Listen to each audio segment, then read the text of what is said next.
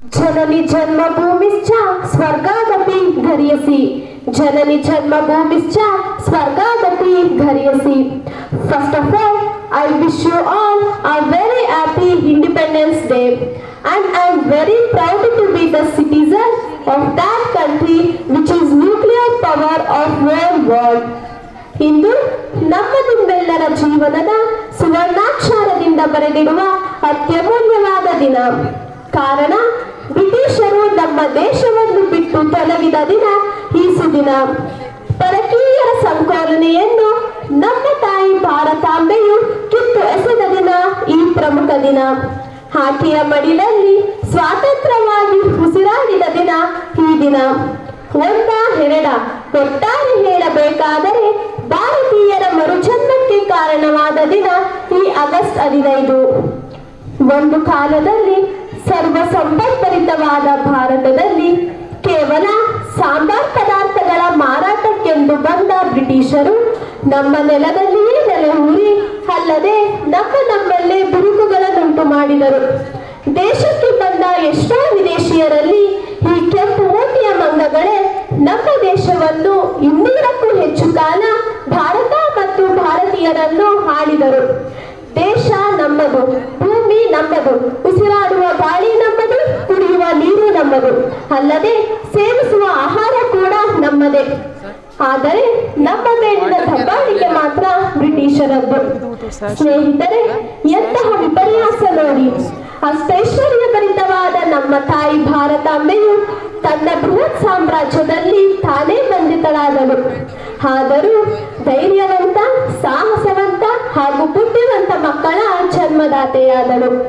ವಿನಾಶಕಾಲೆ ವಿಪರೀತ ಬುದ್ಧಿ ಎಂಬಂತೆ ದಿನೇ ದಿನೇ ಹೆಚ್ಚಾಗುತ್ತಿದ್ದ ಈ ಬ್ರಿಟಿಷರ ದಬ್ಬಾಳಿಕೆಯನ್ನು ಹತ್ತಿಕ್ಕಲು ಹಲವಾರು ವೀರ ಪುರುಷರು ಮುಂತಾದರು. ಸ್ವತಂತ್ರ ಭಾರತದ ಕಿಚ್ಚು, ಸ್ವಾಭಿಮಾನ, ದೇಶಾಭಿಮಾನ, ಶಾಂತಿ, ಕ್ರಾಂತಿ ಇವೆರಡು ಯೋಜನೆಗಳನ್ನು ಒಳಗೊಂಡು ಬ್ರಿಟಿಷರ ವಿರುದ್ಧ ಹೋರಾಡಿದರು.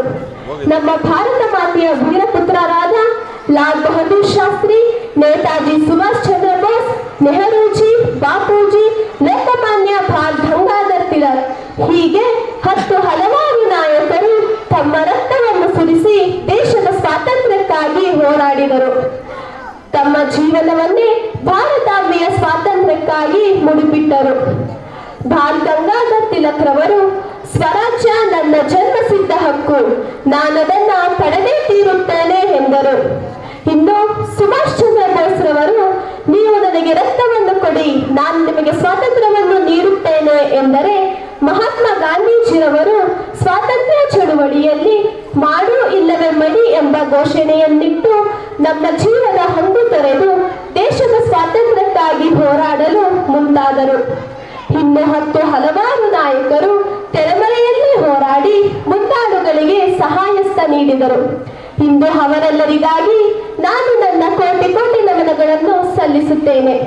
ಏಕೆಂದರೆ ಅವರ ಬಲಿದಾನದ, ತ್ಯಾಗದ, ಮುಂದಾಳತ್ವದ, ಹೋರಾಟದ ಪ್ರತಿಫಲವೇ ನಮ್ಮ ತಾಯಿ ಭಾರತಾಂಬೆಯು ಬ್ರಿಟಿಷರ ಸರ್ವದಿಂದ ಹೊರಬಂದಿದ್ದು.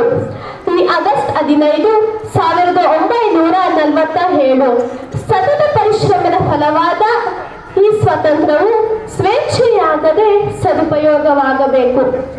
ಯಾವುದೇ ಜಾತಿ, ಕುಲ, ಮತ, ಧರ್ಮ ಎಂಬ ಭೇದ ಭಾವವಿಲ್ಲದೆ ಭ್ರಾತೃತ್ವದಿಂದ ಬಾಳಬೇಕು. ಅಂದಾಗ ಮಾತ್ರ ದೇಶದ ಏಳಿಗೆ ಸಾಧ್ಯ. ಇಂದು ಈ ದಿನ ಎಲ್ಲೂ ನೋಡಿದರೂ ರಾರಾಜಿಸುವ ತ್ರಿವರ್ಣ ಧ್ವಜ, ದೇಶಭಕ್ತಿಯ ಘೋಷಣೆಗಳು. ನನ್ನ ಪ್ರೀತಿಯ ಸಹೋದರ ಸಹೋದರಿಯರೇ, ಈ ಘೋಷಣೆ ಕೇವಲ ಘೋಷಣೆಯಾಗಿಯೇ ಉಳಿಯಬಾರದು.